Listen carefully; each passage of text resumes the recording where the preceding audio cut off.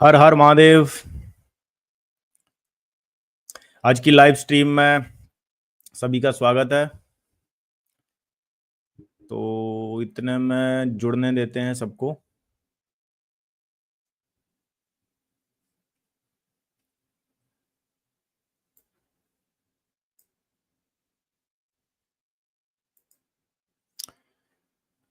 हमारे साथ जुड़ चुके हैं सत्य प्रदर्शक।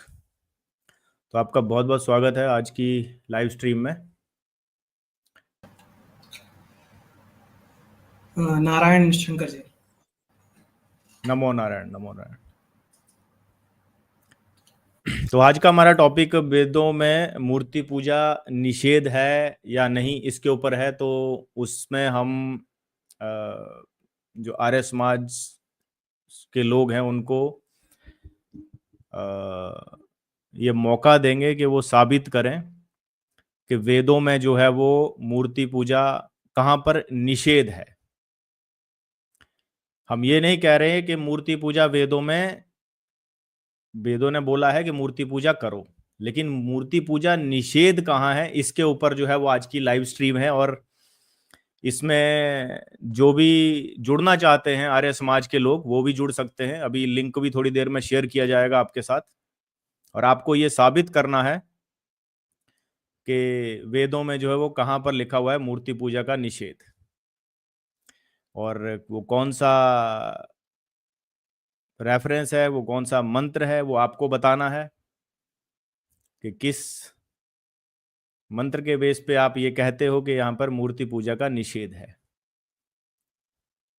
तो काफी मजा आने वाला है आज की स्ट्रीम में, क्योंकि अक्सर यही बोला जाता है कि वेदों में मूर्ति पूजा नहीं है, तो फिर जो हिंदू सनातनी है वो मूर्ति पूजा क्यों कर रहे हैं। तो इस पर सत्या प्रदर्शक जी आपके जो विचार हैं आप रख सकते हैं।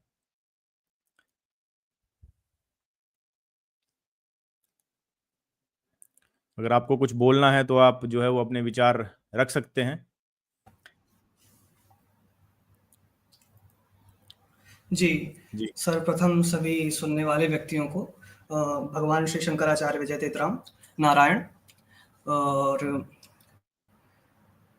आज की जो विषय है आज का, वो बहुत ही गूढ़ विषय है कि आर्य समाज ने जिस प्रकार से फैलाया कि वेदों में मूर्ति पूजा का निषेध है, और तथा मूर्ति किसी भी जो भी ईश्वर की परिकल्पना वे सोचते हैं उसके हिसाब से ईश्वर की मूर्ति नहीं हो सकती। और तथा ये भी है कि ये भी प्रासंगिक है कि समय समय पर इनके द्वारा कई मिथ्या प्रचार भी किए है। इस तथा विचार किया जाए तो अधिकतर इनके जितने भी आक्षेप थे वे निराधार थे, क्योंकि इनके पास ले देकर बात एक ही है कि नातस्य प्रतिमा अस्ति। उसी को बार बार ये उद्धृत करते रहते हैं और उसी की बदौलत ये आज तक उस चीज को बताते आए कि वेदों में मूर्ति पूजा नहीं। परंतु अगर देखा जाए तो जो सनातन परंपरा प्राप्त अर्थ है उसके अर्थात को अगर अपन लेते हैं तो किसी भी प्रकार से वेदों में मूर्ति पूजा का निषेध नहीं मिलता है। और मैं चाहूंगा कि आज कोई भी आर्य समाजी आकर के कर पाए और इतना वो अपने अंदर सामर्थ्य रखते हो कि सिद्ध कर पाए कि किसी भी प्रकार से वेद के अंदर मूर्ति पूजा का निषेध है। नारायण। जी जी जी। देखिए, हम यहाँ पर ये नहीं कह रहे हैं कि ईश्वर जो है वो सिर्फ साकार है। हम ये भी नहीं कह रहे हैं कि ईश्वर सिर्फ निराकार है। हम ये कह रहे हैं कि वो निराकार ईश्वर जो है वो साकार रूप में भी आ सकता है।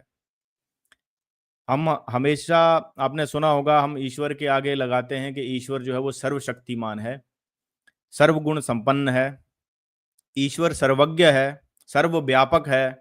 तो ये जो हम सर्व शक्तिमान जब बोलते हैं तो सर्वशक्तिमान ईश्वर जो है वो कुछ भी कर सकने की क्षमता रखता है। आप उसको किसी भी जो है वो विश्लेषण से आप बांध नहीं सकते हो। आप ये नहीं कह सकते हो कि जो ईश्वर है वो ये काम नहीं कर सकता है, ईश्वर वो काम नहीं कर सकता है। तो ईश्वर जो है वो सर्वशक्तिमान है और वो कुछ भी कर सकने की क्षमता रखता है। वो निराकार ईश्वर जब उसकी इच्छा होगी वो साकार रूप में भी आ सकता है, और इसको हमारे वेद भी यही कहते हैं। यानी कि ये जो बात मैं कह रहा हूं ये वेद संगत भी है। बहुत सारे ऐसे वेद मंत्र हैं, उपनिषदों में ऐसे मंत्र हैं जिनमें के बड़ा साफ लिखा हुआ है कि वो निराकार ईश्वर जो है वो कुछ भी कर सकने की क्षमता रखता है। तो जिन भी लोगों को लगता है कि भाई ईश्वर की जो है वो कैपेबिलिटी है वो बहुत ही लिमिटेड है, तो वो लोग आकर साबित कीजिए कि भैया कैसे आप ये कहते हो कि जो है वो ईश्वर जो है वो सिर्फ निराकार है, वो साकार रूप में नहीं आ सकता है। और वेदों में कहां पर लिखा हुआ है कि मूर्ति पूजा निषेध है, ये आपको साबित करना है। तो मैंने स्ट्रीम का लिंक दे दिया है, और जिसको भी आना है, ये एक्सेप्शन सिर्फ सत्य प्रदर्शक जी को है कि वो अपना चेहरा नहीं दिखाना चाहते हैं तो वो नहीं दिखा सकते हैं, लेकिन इसके अलावा जो भी आर्य समाजी जुड़े वो अपने चेहरे के साथ आने की जो है वो अपनी हिम्मत रखे। तो आपको अगर डिस्कशन के लिए आना है तो आपको अपना चेहरा भी दिखाना है, और आपको ये साबित करना है वेदों से कि भाई ईश्वर सिर्फ सिर्फ निराकार है, और ईश्वर की कोई जो है वो मूर्ति पूजा निषेध है। ठीक है, हम ये नहीं कह रहे कि ईश्वर की मूर्ति बनाई जा सकती है, हम ये भी नहीं कह रहे हैं, क्योंकि जब ईश्वर अवतार लेते हैं तो वो साकार रूप में आते हैं, उस साकार स्वरूप की हम जो है वो मूर्ति बनाते हैं, विग्रह बनाते हैं, उस विग्रह की हम जो है वो पूजा करते हैं। और दूसरी चीज ये भी है कि अध्यात्म में जब भी आप आते हो तो आप सीधे ही जो है वो डायरेक्ट निराकार ईश्वर की स्तुति नहीं करने लग जाओगे। निराकार तक पहुंचने के लिए आपको साकार से होकर जाना ही पड़ेगा। जैसे जब भी आप अपनी कॉलेज में, अपनी यूनिवर्सिटी में आप अगर पढ़ते हो तो आपको पहली क्लास से लेके 10वीं क्लास तक जो है वो पास करना पड़ेगा, फिर आपको +1 और +2 भी पास करना पड़ेगा, फिर तब जाकर आप किसी यूनिवर्सिटी में दाखिला ले सकते हो। और उसके बाद भी आप पोस्ट ग्रेजुएशन का कोर्स करते हो तो उसके लिए ये सारी सीढ़ियां आपको पार करनी पड़ती हैं। तो जो आपका एजुकेशन सिस्टम है, पढ़ाई का सिस्टम है, वहां पर भी आपको अगर कोई डिग्री लेनी है तो उसमें भी आपको नर्सरी क्लास से, पहली क्लास से शुरू करना पड़ता है। वैसे ही जब अध्यात्म में आप आते हो तो आपको जो निराकार तक का सफर है वो साकार से होकर ही जाता है। कोई ये नहीं कह सकता कि मैं डायरेक्ट जो है वो कॉलेज की पढ़ाई कर लूंगा, मेरे को पहले से 10वीं क्लास की करने की जरूरत ही नहीं है। अच्छा, जब आप ऐसा दावा करते हो कि भाई हमें जरूरत नहीं है, हम सीधा यूनिवर्सिटी में दाखिला ले लेंगे, तो जो पहली क्लास से लेके 10वीं क्लास तक के जो जितने भी स्टूडेंट पढ़ रहे हैं वो सब जो है वो मूर्ख हैं, उनको अकल नहीं है, ऐसा भी नहीं कह सकते आप। क्योंकि अगर आप ऐसा कहोगे तो उल्टा आप ही जो है वो मूर्ख साबित हो जाओगे।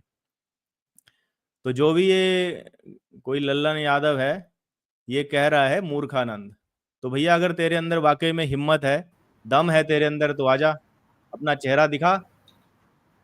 मैंने टीम यार्ड का लिंक दे दिया है, शायद आपको दिख रहा होगा, मैं एक बार फिर से चेक कर लेता हूँ, तब तक मैं आपको मैं एक और बात कहना चाहता हूँ। जी जी जी जी, मैं इसमें आपने जो कहा सर्वशक्तिमान ईश्वर के बारे में, आपने कहा कि किसी प्रकार से बाधित ईश्वर नहीं होना चाहिए। तो जी सनातन की सीमा का जो ईश्वर है, सनातन का ईश्वर सर्वशक्तिमान ही क्यों है, इसके पीछे भी एक वजह है। क्योंकि जीव की चाह का वास्तविक विषय है, जीव की इच्छा का वास्तविक विषय है तमसो माँ ज्योतिर्गमय मृत्योर्मा अमृतम गमय। ये जो विषय है सत्य चित आनंदित होने के, यह केवल सनातन के सर्वशक्तिमान ईश्वर में ही हो सकते हैं। आर्य समाज या किसी भी सनातन भाषी तंत्र के द्वारा प्रतिपादित होने वाले ईश्वर के अंदर इस प्रकार की कोई ना कोई, किसी ना किसी तरीके से बाधित होने वाली शक्तियां हैं, जिससे वो बाधित हो जाता है और वो किसी प्रकार के कार्य को करने में कभी कभी सामर्थ्य नहीं रखता है, परंतु वे फिर भी उसे सर्व सामर्थ्यवान की तरह बताते हैं, तो ये एक तरीके का छलावा ही माना जाएगा। और आपने एक और बात कही कि ईश्वर को ये बाधित तो करते ही हैं, साथ ही साथ एक ऐसा ईश्वर परोस देते हैं जन सामान्य के समक्ष, जो ईश्वर इनके मोक्ष को, जो एक ईश्वर से पर्यवसान क्या है, जो व्यक्ति है उसका, जो जन सामान्य है उसका ईश्वर से पर्यवसान यह है कि व्यक्ति की जो चाह है कि उसे सच्चिदानंद होना है, अर्थात मोक्ष को प्राप्त होना है। तो जो ईश्वर जो खुद सच्चिदानंद नहीं है, वो एक मोक्ष नहीं दे सकता। जिस प्रकार से आर्य समाज में परांत काल है, मोक्ष के बाद वापस आना पड़ता है। गोलोक में इस्कॉन के द्वारा जो थ्योरी बताई जाती है, उसके अंतर्गत फेल डाउन थ्योरी के अंतर्गत ही होता है कि वहां से मन भर जाता है, तो द्वारा से जो जीवात्मा है वो माया की चपेट में आ जाती है। तो इस प्रकार से एक वीक तरीके का ईश्वरीय लोग परोसते हैं, और इस तरह का ईश्वर मुझे नहीं लगता कि किसी प्रकार से सनातन ईश्वर हो सकता है, क्योंकि वेदों के द्वारा, पुराणों के द्वारा, जितने भी वेदादि शास्त्र सम्मत विदा है, उसके द्वारा प्रतिपादित होने वाला ईश्वर ब्रह्म केवल और केवल सनातन, सर्वशक्तिमान, अनंत सामर्थ्यवान ईश्वर है। नारायण। जी जी जी, बहुत बढ़िया तरीके से आपने जो है वो इस पॉइंट को रखा कि जो मनुष्य की जो चाह है उसका जो विषय है वो है सत्यचित आनंद। और अक्सर हमें भी स्कूलों में भी पढ़ाया जाता था, क्योंकि मैं केंद्रीय विद्यालय में पढ़ा हूँ, तो मैंने बचपन से ये जो असतो माँ सदगमय, तमसो माँ ज्योतिर्गमय, मृत्योर्मा अमृतम गमय, तो ये हमें बचपन से पढ़ाया जाता था। तो इसका जो अर्थ है हमें बाद में समझ में आया, उस वक्त तो हम बोल देते थे कि हमें असत्य से सत्य की ओर, अंधकार से प्रकाश की ओर और मृत्यु से अमरता की ओर ले चलो। ये जो वैदिक मंत्र है, इसका ये जो अर्थ है, ये बहुत ही गूढ़ अर्थ रखता है। ये खाली 3 लाइनों का मंत्र नहीं है, ना ही इसका 3 लाइनों का अर्थ है। आपको सत्य बोलना है। सबसे बड़ी बात यह है कि आपके अंदर वो कैपेबिलिटी होनी चाहिए कि आप सत्य को स्वीकार करो। जो व्यक्ति सत्य को स्वीकार नहीं करता है, वो हमेशा कहीं ना कहीं अंधकार में रहता है। तो हमें सत्य को स्वीकार करना चाहिए कि आज अगर आप अपने आसपास भी देखते हो तो आपको एक साकार जगत दिखता है। जब आप आकाश की तरफ देखते हो तो आपको एक निराकार आकाश दिखता है। तो ये कैसे हो सकता है कि ईश्वर खुद निराकार रहकर उसने ये साकार जगत बनाया और निराकार आसमान बनाया। तो जब एक ही दुनिया आप देख रहे हो, उसमें आपको निराकार भी दिख रहा है, उसमें आपको साकार भी दिख रहा है। इस सत्य को जो व्यक्ति जितनी जल्दी स्वीकार कर लेगा, वही माना जाएगा कि वो वाकई में सत्य के साथ है। जो इसको देखकर भी अस्वीकार कर रहा है, देखकर भी, मतलब हमें सब दिख रहा है, लेकिन हम क्या करते हैं, कुछ परिभाषाएं बना लेते हैं, कुछ मनमुखी परिभाषा बना लेंगे, और उन परिभाषाओं के अकॉर्डिंग हम जो है वो चीजों को देखने लग जाते हैं। हम खुद भी साकार हैं। सबको पता है कि आत्मा जो है वो अजर अमर है, और आत्मा को ना तो पानी भिगो सकता है, ना आग उसे जला सकती है, ना हवा उसे सुखा सकती है। तो नैनम छिदंती शस्त्राणी नैनम दहती पावका ना चैनम क्लिंदित्यापो न सोष्यति मारुता। तो ये जो है वो हमारी भगवत गीता में भी लिखा हुआ है कि आत्मा तो अजर अमर है, लेकिन आत्मा जो है वो शरीर धारण करती है मनुष्य की, और वो साकार रूप में आती है। ईश्वर की कृपा से आती है, लेकिन आती जरूर है। और वो ईश्वर जिसने कि हमको साकार रूप में बनाया है, वो खुद साकार रूप में नहीं आ सकता। इससे बड़ी मूर्खता शायद ही कहीं होगी। तो जो भी ये अनीश देवनाथ जुड़े हैं, पहले आप अपना जो है वो फेस दिखाइए, तो फिर हम आपको ले सकते हैं।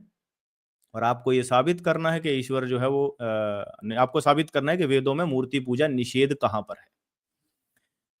तो जी, तो मुझे नहीं पता अनीश देवनाथ जी आप कौन सी मान्यता को मानते हैं। अगर आप चेहरा दिखा रहे हैं तो मैं आपको ऐड करता हूं, आप अपना विचार रख सकते हैं। तो मैं ये कह रहा था कि अंधकार से प्रकाश की ओर, तो हम ये कह रहे हैं कि हम अंधकार से प्रकाश की ओर हमें जाना है। हमेशा हमें किसी भी धारणा को जो है वो ऐसे नहीं बना लेना है कि भाई दयानंद जी ने कुछ कह दिया, या फिर आचार्य प्रशांत ने कुछ कह दिया, या फिर सदगुरु ने कुछ कह दिया। ऐसे बहुत सारे ऐसे आज के टाइम पे, क्योंकि सोशल मीडिया का दौर है, और सोशल मीडिया के दौर में आप भी देख पा रहे होंगे कि बहुत सारे ऐसे मनमुखी ज्ञान देने वाले भी बहुत सारे आ चुके हैं। अच्छा, अब आप ये बोलोगे कि भाई फिर मैं भी तो मनमुखी ज्ञान देने वाला हो सकता हूं, तो उसको आप वैलिडेट कर सकते हो। जो भी हम बात कह रहे हैं उसको आप प्रमाणित कर सकते हो हमारे जो है वो परंपरा प्राप्त आचार्यों से। अगर जो मैं बात कह रहा हूं वो बात कॉन्ट्राडिक्ट कर रही है परंपरा प्राप्त आचार्यों से, तो यानी कि मैं भी मनमुखी ज्ञान दे रहा हूं, तो उसको आप वहां से वैलिडेट कर सकते हो। और हमारे जो गुरुदेव हैं परम पूज्य पुरी के जो शंकराचार्य निश्चलानंद सरस्वती जी, जिनको हम गुरु मानते हैं, तो वो जो निश्चलानंद सरस्वती जी बात कह रहे हैं वही बात आप हमारे मुंह से भी सुनोगे। हो सकता है थोड़ा बहुत 19-20 कई बार हो जाता है, क्योंकि हम लोग उतने उत्तीर्ण नहीं होंगे उस चीज में, वो हो सकता है हमें वैदिक मंत्रों के उच्चारण भी उस तरह से नहीं आते होंगे, लेकिन हमें बचना चाहिए। मैं ये कहना चाहता हूं अपने इस मंच के माध्यम से कि हमें बचना चाहिए मनमुखी ज्ञान देने से। हमें उन सब चीजों से बचना चाहिए जहां पर कोई भी ऐसी बात हम कह रहे हैं जिसमें या तो अप्रामाणिक व्यक्ति ने वो बात कही है, या कोई स्वघोषित आचार्य है उसने ये बात कही है, या कोई स्वघोषित ज्ञानी है उसने ये बात कही है। आप स्वाध्यायन करके किताबों को पढ़ सकते हो, आप विद्वान भी बन सकते हो, लेकिन जब तक आपके पास जो है वो परंपरा नहीं है, आपके पास गुरु नहीं है, परंपरा प्राप्त आचार्य नहीं है, तब तक आपका वो ज्ञान निराधार होता है। और इसी को कहा जाता है कि गुरु बिना ज्ञान नहीं होता है। कोई कितना भी बड़ा खुद का किताब पढ़ ले, लेकिन ये पॉसिबिलिटी है कि वो व्यक्ति मनमुखी ज्ञान जो है वो दे सकता है। तो ये एक बात हो गई। तो अंधकार से हमें प्रकाश की तरफ तभी हम जाएंगे जब हम प्रॉपर हमारे पास एक चैनल होगा, हमारे पास लीनेज होगी। बिना लीनेज के तो हमारे पास वेद भी नहीं आए हैं। अच्छा, सबसे लास्ट है कि मृत्यु से हमें अमरता की ओर, ये हर व्यक्ति के अंदर ये चाहत होती है कि हमें अमर होना है। हर व्यक्ति चाहता है कि भैया या तो वो पूरी जिंदगी अपने उससे जिए, और अगर उसका बस चले तो वो कभी भी मरे ना। तो इसीलिए मृत्युर्मा अमृतम गमया। तो ये वेदों में जो है वो साकार ईश्वर भी है और निराकार ईश्वर भी है। तो जिसको के यहाँ पर इस वैदिक मंत्र में भी बताया गया है। तो अनीश देवनाथ जी जुड़े हैं, लेकिन वो चेहरे के साथ बीच में आए थे फिर हट गए। अगर आप जुड़ना चाहते हो तो मैं आपको ऐड कर लेता हूं। जी जी, मैं आपको स्टेज में ऐड कर रहा हूं। आप थोड़ा चेहरा दिखाइए और अपना इंट्रोडक्शन दीजिए। जी मैं नमस्ते भाई सनातन शंकर जी। नमस्ते जी। आप थोड़ा चेहरा के साथ आएंगे और अपना इंट्रोडक्शन देंगे कि आप कौन है, किस मत को अरे मानने भाई वाले मैंने हैं। चेहरा दिखा दिया था ना, और नहीं नहीं, फिर से। ऐसे नहीं, नहीं नहीं नहीं नहीं, ऐसे नहीं, ऐसे नहीं। आपको जो है वो ऐसे नहीं कि आपने थोड़ा सा चेहरा दिखाया है। आपको सबसे पहले अपने जैसे मैं बैठा हूं वैसे बैठना पड़ेगा, क्योंकि सत्य प्रदर्शक जी का जो है कैमरा नहीं चल रहा है, वो हमारे मित्र हैं इसीलिए। लेकिन अगर आपको वाकई में अपना पॉइंट रखना है तो आपको चेहरे के साथ आना पड़ेगा, नहीं तो फिर मैं आपको नहीं ले पाऊंगा, माफ कीजिएगा। तो आज का जो यही विषय है कि वेदों में जो है मूर्ति पूजा का निषेध कहाँ लिखा है। अगर कोई आर्य समाजी आकर ये साबित करना चाहता है तो वो साबित करे। इतने में मैं आपको ये तो जो मैं दिखा रहा हूँ पीपीटी, इसका मैं आगे की तरफ आपको ले चलता हूँ। तो ये एक वैदिक मंत्र है जिसको के लेकर हमेशा ये कहा जाता है, और भोले वाले हिंदुओं को जो है वो कई बार मूर्ख भी बनाया जाता है इस मंत्र को दिखाकर, और विधर्मी भी जो है वो इसी नतस्य प्रतिमा अस्ति, तो इसी को दिखाकर ये बोला जाता है कि देखो देखो देखो वेदों में लिखा है कि ईश्वर की तो प्रतिमा बनाई ही नहीं जा सकती। तो यहाँ पर मैं थोड़ा-सा आपको ये बताना चाहूँगा कि नतस्य प्रतिमा अस्ति का क्या अर्थ है?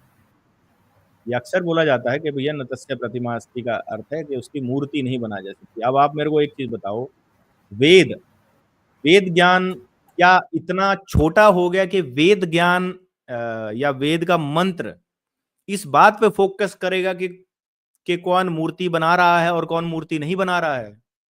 आप थोड़ी देर के लिए इस तर्क को, इस लॉजिक को सोचिए, क्या वेद जो ईश्वर का ज्ञान है, तो क्या ईश्वर की सोच इतनी छोटी हो सकती है कि कोई व्यक्ति मूर्ति बनाएगा कि नहीं बनाएगा तो वेद मंत्र उसमें लिखेगा इस चीज को? हम वेदों को अपौरुषेय कहते हैं। अगर ये बात वेद में लिखी है तो यानी कि वेद अपौरुषेय नहीं है। सत्य प्रदर्शक जी, आप इस बारे में क्या कहना चाहेंगे, जो मैंने अभी बात कही है?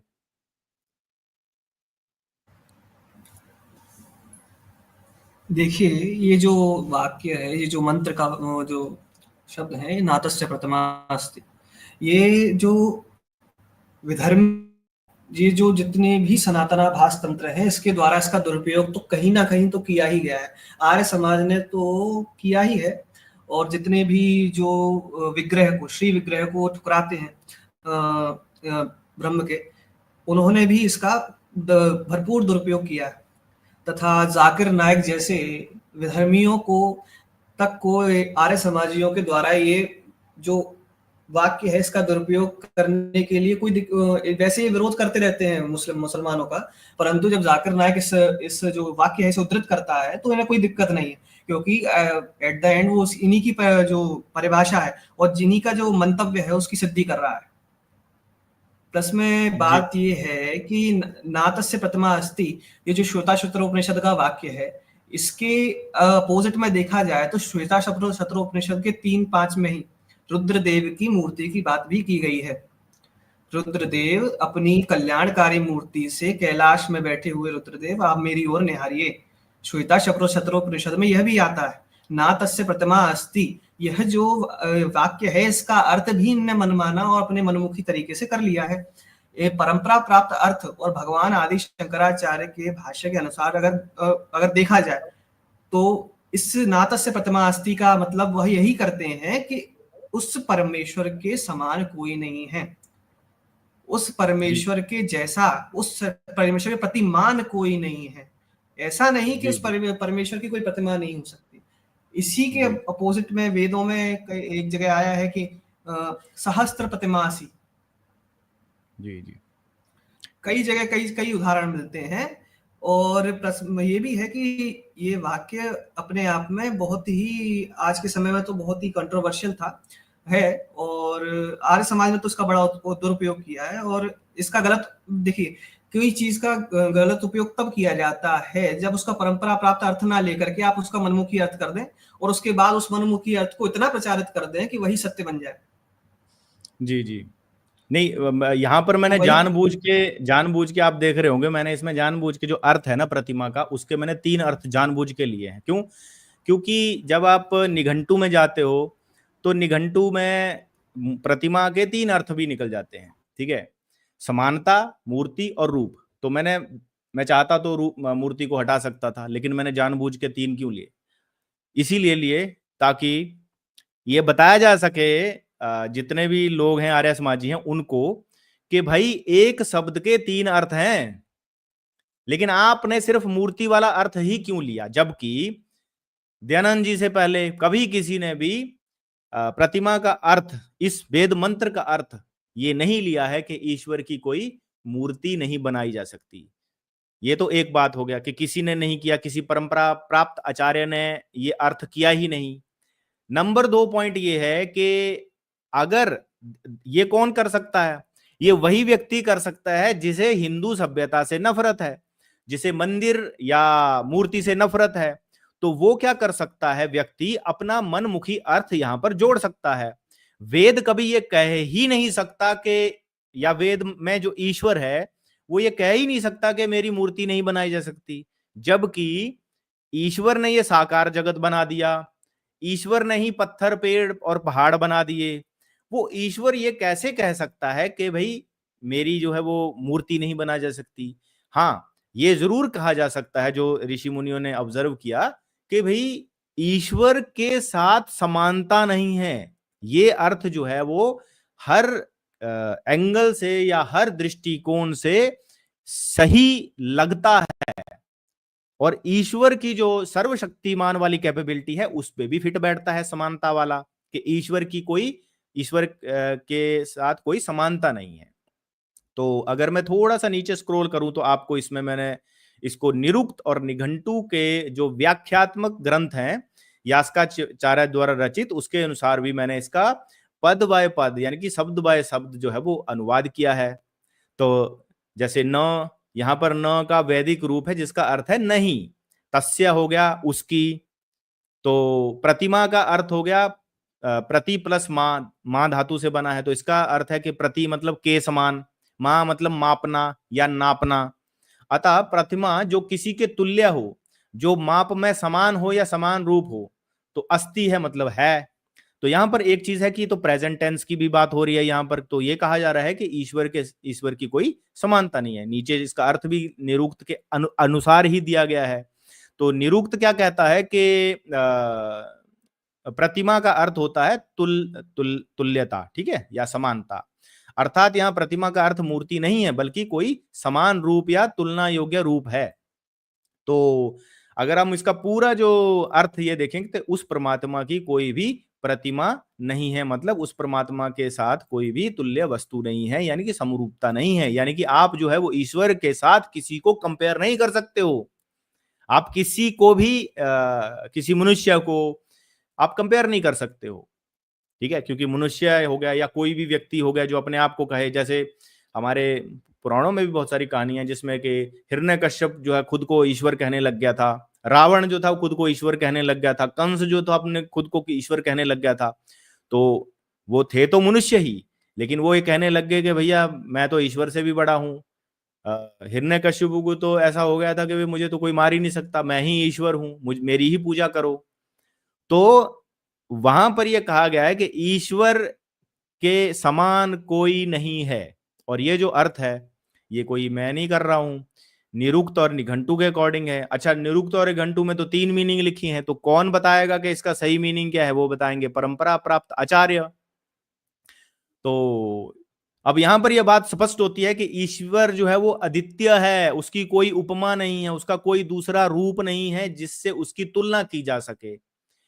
अब यहां पर हमने शुरू में कहा कि ईश्वर जो है वो सर्वशक्तिमान है। अब सर्वशक्तिमान ईश्वर है तो वो कुछ भी कर सकने की क्षमता रखता है। अच्छा, ईश्वर चाहे तो खुद का ही एक रूप बनाकर आ जाए। अब जब वो रूप बनाकर आएगा, अपनी इच्छा से आएगा, मनुष्य की इच्छा से नहीं आएगा, वो अपनी इच्छा से आएगा। और जब वो अपनी इच्छा से रूप बनाकर आ जाएगा तो उस रूप के समान भी कोई नहीं होगा। क्या श्री राम के समान कोई था? क्या श्री कृष्ण के समान कोई था? और सबसे मजे की बात यह है सत्य प्रदर्शक जी, अभी मैं परम पूज्य निश्चलानंद महाराज को सुन रहा था, उनका एक वीडियो मैं सुन रहा था, तो जिसमें कि वो अवतार को एक्सप्लेन कर रहे थे। क्योंकि मैं एक वीडियो का ना 10-10 बार भी सुनता हूँ, 20-20 बार भी सुनता हूँ, तो जितनी बार सुनता हूँ उसी बार उसका एक मतलब नया मेरे को समझ में आता है चीजें, क्योंकि वो इतना टेक्निकल बात करते हैं कि अगर आप एक बार में सुनोगे आपको समझ में नहीं आएगा। तो उन्होंने ना एक बात कही थी बीच में कि जब ईश्वर के जो अवतार होते हैं वो 2 तरह के अवतार होते हैं। एक होता है नैमित्तिक अवतार और एक होता है नित्य अवतार। तो उसमें उन्होंने बताया कि जो नैमित्तिक अवतार है, शायद मैं वर्ड सही से प्रोनाउंस नहीं कर पा रहा हूं या नहीं उच्चारण कर पा रहा हूं, तो उसमें वो बताते हैं कि जो राम और कृष्ण हैं वो हैं उसके नैमित्तिक अवतार।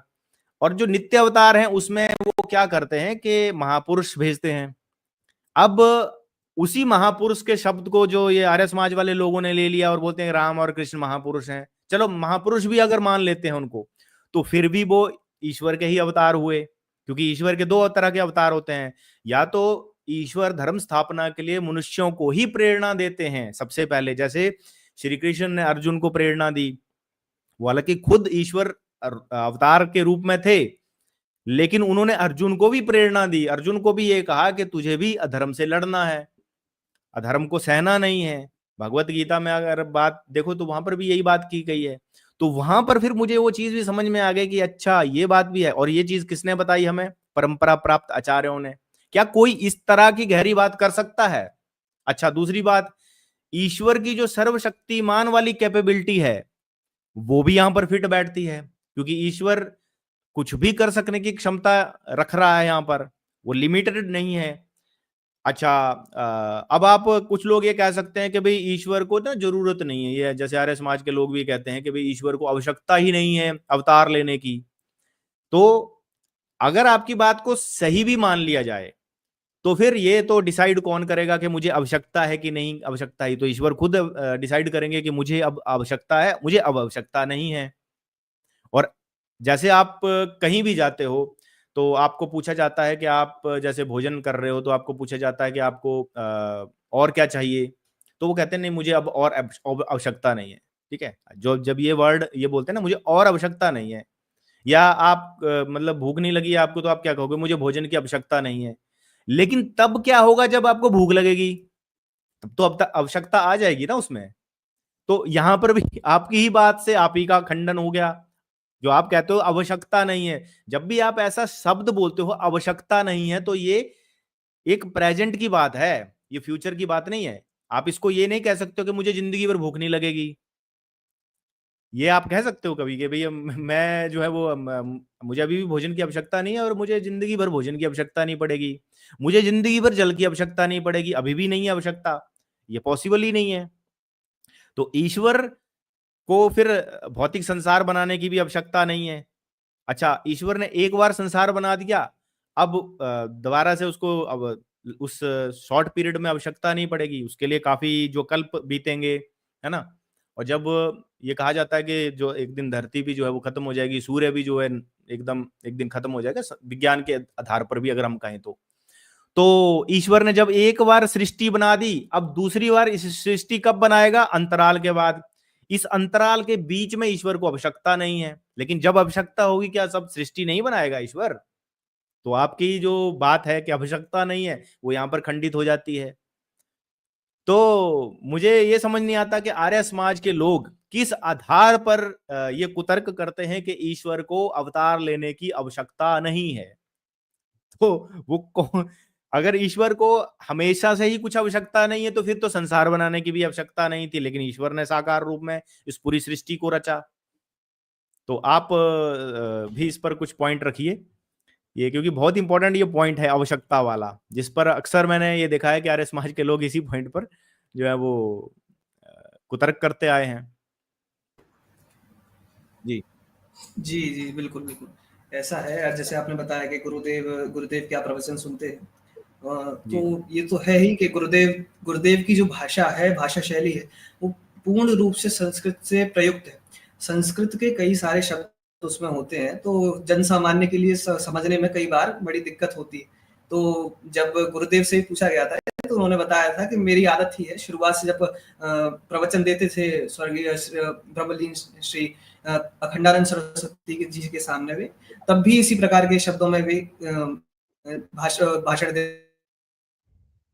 तथा बात ये है कि जैसे कि आपने अभी बोला कि आवश्यकता क्या है परमात्मा को अवतार लेने की, यह एक ऐसी बात है कि भाई ईश्वर को किस चीज की आवश्यकता है और किस चीज की आवश्यकता नहीं है, इसका निर्धारण करने के लिए कोई इंसान या कोई भी किसी प्रकार का कोई भी व्यक्ति नित्य नहीं है कि भाई तुम ये निर्धारित कर दोगे कि ईश्वर को किस चीज की आवश्यकता है, किस चीज की नहीं। ईश्वर सर्व सामर्थ्यवान है, वह अपनी मर्जी से जो करना चाहता है, जब करना चाहता है, उसका मन वह तब करता है।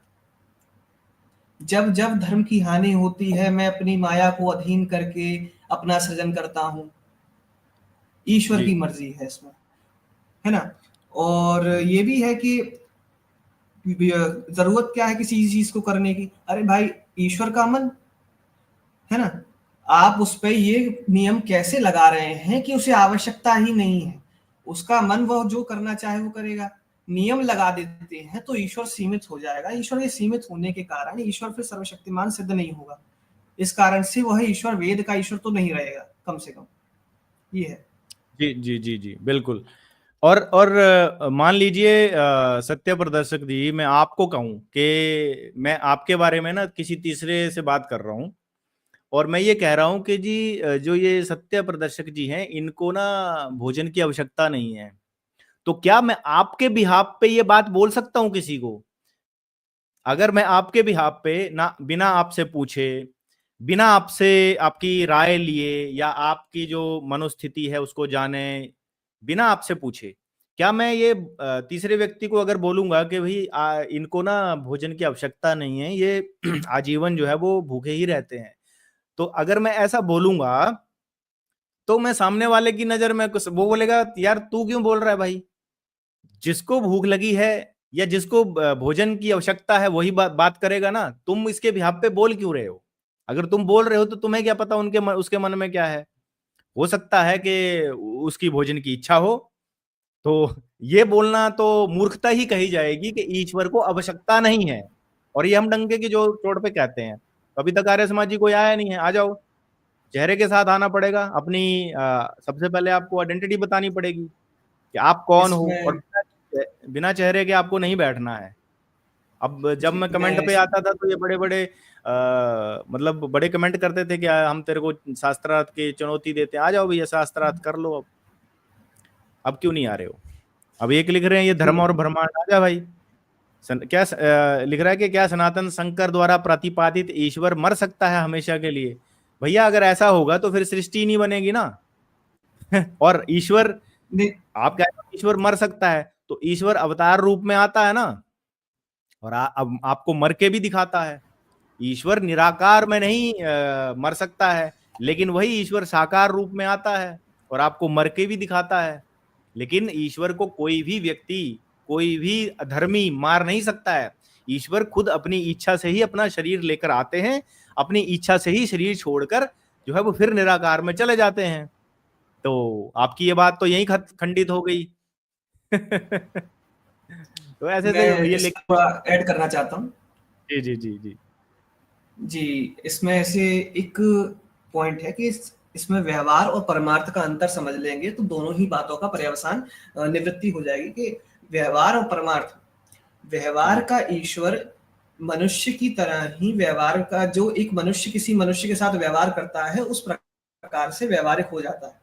परमार्थ के जो ईश्वर की जो व्याख्या है वह करने योग्य ही नहीं है, निर्वचनीय है। वो परमार्थ के ईश्वर के बारे में हम किसी भी प्रकार की कोई भी नियम निर्धारित नहीं कर सकते।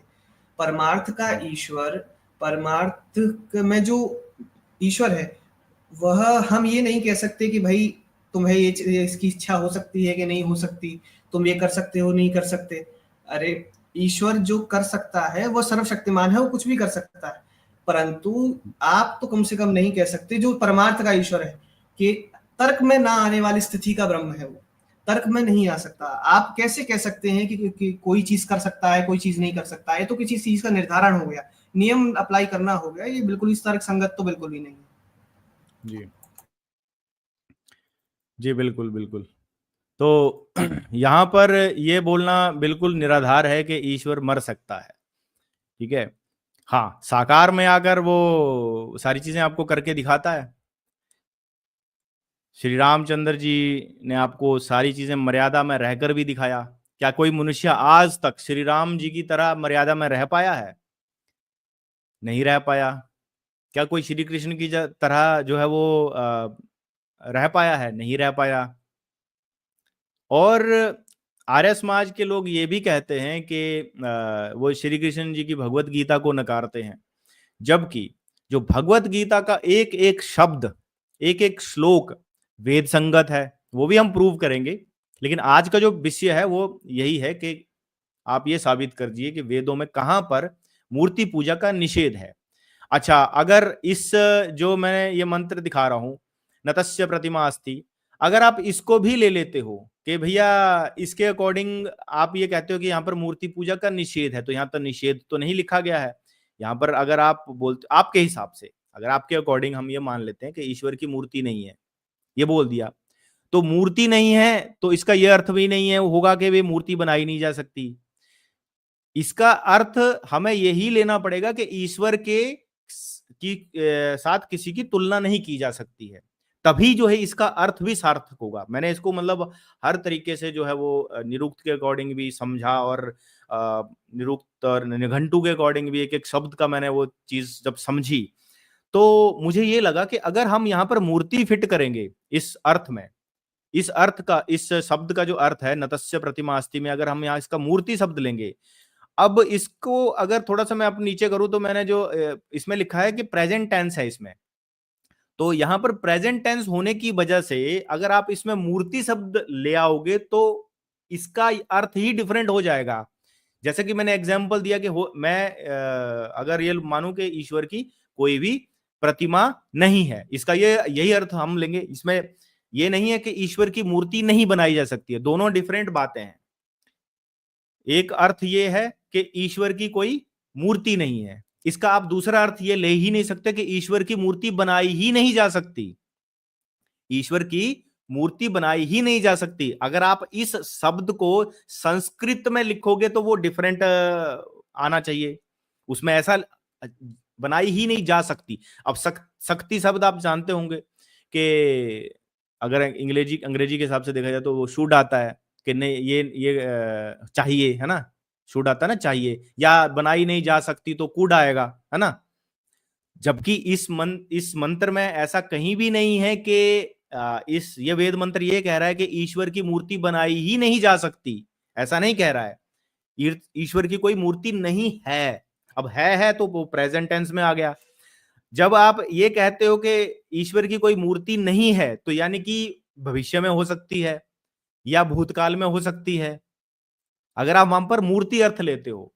लेकिन अगर आप ये कहते हो कि ईश्वर के कोई भी समान नहीं है, तो अब ये जो ईश्वर के समान कोई नहीं है आपने बोला, तो इसका अर्थ जो है वो भविष्य के लिए भी और भूतकाल के लिए भी सही बैठता है। आप ये अगर यहां पर समानता वर्ड आप लोगे तभी ईश्वर की सर्वशक्ति मत्ता जो है वो यहां पर सिद्ध होती है। अगर आप मूर्ति लोगे तो इससे जो है वो कॉन्ट्राडिक्शन हो जाएगा वेद का ही। और वेद में जो कहते हैं अपौरुष है, तो अपौरुष में ईश्वर इतनी छोटी बात क्यों कर रहे हैं कि मेरी मूर्ति मत बनाओ। तो अच्छा, दूसरा एक और आता है जिसमें कि मैं आपको दिखाता हूं कि कठोपनिषद का है शायद। मैं आपको स्क्रीन शेयर करता हूं, थोड़ा सा मैंने उसका वो लिया था स्क्रीनशॉट। हाँ, बृहदारण्य उपनिषद का है कि ब्रह्मा के दो रूप हैं, मूर्त भी है और अमूर्त भी है। अब इसमें जो मूर्त शब्द है मैं आपको शेयर करता हूँ स्क्रीन, तभी आपको पता चलेगा। थोड़ा सा मेरा हाथ यहाँ पर टेक्निकल उसमें नहीं है, एक मिनट।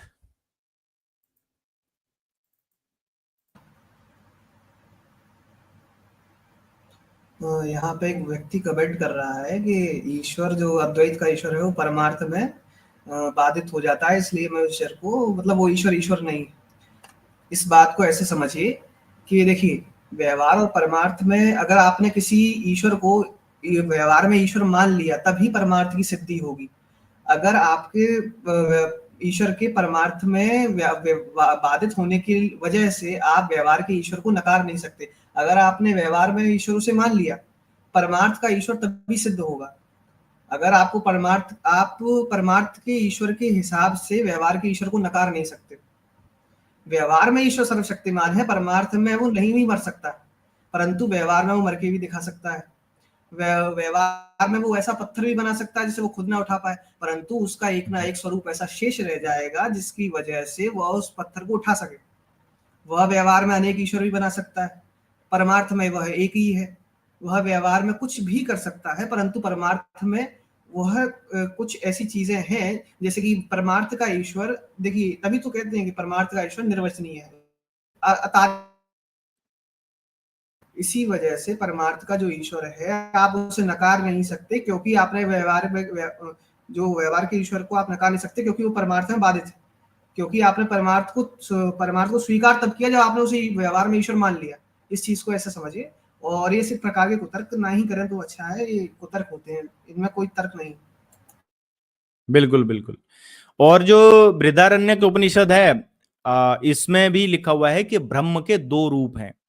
अब यहाँ जो मूर्त शब्द है वो मूर्ति के लिए नहीं है, यहाँ जो मूर्त शब्द है वो साकार के लिए है। और ये वेदों का ही पाठ माने जाते हैं जो उपनिषद हैं, जितने भी उपनिषद आप देखोगे तो वो वेद का ही, वेदांग जिसको हम कहते हैं, तो वेदों का ही अंग है। तो आप अगर वहां पर नतस्य प्रतिमा अस्थि करोगे तो फिर यहाँ पर कॉन्ट्राडिक्शन आपको मिलेगी, कहां पर बच के जाओगे। यहाँ पर फिर ब्रह्मा के दो रूप आ जाते हैं कि वो मूर्त भी है और अमूर्त भी है। तो यहाँ पर यही कहा गया है कि वो भगवान के या ईश्वर के ही दो रूप होते हैं, एक होता है निराकार जिसको अमूर्त कहते हैं, दूसरा होता है साकार जिसको के मूर्त कहते हैं। अच्छा, अभी एक व्यक्ति हैं जो लिख रहे हैं यजुर्वेद के 40वें अध्याय का, तो मैं अभी मैंने उसका भी लिखा हुआ है, मुझे पता है कि तुम क्या उनसा प्रश्न करोगे, तो मैं अभी आपको फिर से पीपीटी पे प्रेजेंट करता हूं और आपका जो पॉइंट है वो अभी उसको भी विश्लेषण करते हैं कि आप जो कह रहे हैं। यजुर्वेद के 40वें अध्याय का 8वां मंत्र है ये। तो अब इसको समझते हैं। इसका भी अगर आप देखोगे तो पूरा वर्ड बाय वर्ड इसका भी अनुवाद हमने किया हुआ है, और एक एक शब्द जो है इसको आप वैलिडेट कर सकते हो कहीं से भी, परंपरा प्राप्त आचार्यों से आप इसको वैलिडेट कर सकते हो। लेकिन अगर आप बोलोगे कि फलाने यूट्यूबर ने कुछ लिखा था, हाइपर क्वेस्ट वाले ने कुछ लिखा था, तो या किसी ने कुछ लिखा था, तो वो चीज प्रमाणिक नहीं मानी जाएगी। ठीक है, परमार्थ में ईश्वर नहीं मर सकता भाई, और ईश्वर अगर मरेगा तो वो खुद ही जिंदा भी हो जाएगा। ठीक है, ईश्वर अभी यहाँ पर ये जो मैं आपको दिखा रहा हूं इसमें सब कुछ लिखा हुआ है कि वह ईश्वर सब जगत में व्याप्त है, सर्वव्यापी है। ठीक है, शुक्रम, शुक्रम का मतलब है शुद्ध और पवित्र है। आप जो लिख रहे हो ना, ये क्या नाम है इनका, मैं एक मिनट इनका जरा कमेंट यहाँ पर लगा दूं। हाँ, ये, हाँ ठीक है। तो अभी आप ही के जो बात है उसको हम यहाँ पर एक एक करके लिख रहे हैं। तो यहाँ पर अवर्णम है कि बिना घाव के या निर्दोष, उसका अर्थ है। तो हमने जो भी शब्द है उसके दो दो अर्थ भी किए हैं जो निरुक्त या निघंटू के अकॉर्डिंग है। ठीक है, असबरा विरम, बिना नसों के, बिना शरीर रचना के, शुद्ध पवित्र, ठीक है, पाप से अछूता, निर्दोष, ज्ञानी, सर्वज्ञ, विचारशील, बुद्धिमान। ओके, तो यहाँ पर ये आ गया। दूसरा परिभू आ गया, सब पर प्रभुत्व रखने वाला। तो ईश्वर सर्वशक्तिमान है तो वो सब पर प्रभुत्व रखता है, वो बुद्धिमान है, ज्ञानी है, सर्वज्ञ है। ठीक है, और एक शब्द आता है यहाँ पर स्वयंभू, स्वयं उत्पन्न है। तो जो ये लिख रहे थे कि भैया ईश्वर क्या परमार्थ में मर सकता है, तो आपका जवाब यहाँ पर मिल जाता है कि ईश्वर तो स्वयंभू है ना। और सत्य के अनुसार यथार्थ रूप में, अर्थान मतलब वस्तुएं, तत्व व्यवस्थित किया और नियोजित किया। और यहाँ पर शाश्वतीय यानी कि शाश्वत और अनंत, और कालों के लिए यानी कि युगों के लिए। अब इसमें ये जो मंत्र है ये निराकार ईश्वर को बताता है। निराकार ईश्वर जो है वो उसकी क्या क्वालिटीज हैं, क्या उसके गुण हैं, वो इस मंत्र में आपको देखने को मिलेंगे।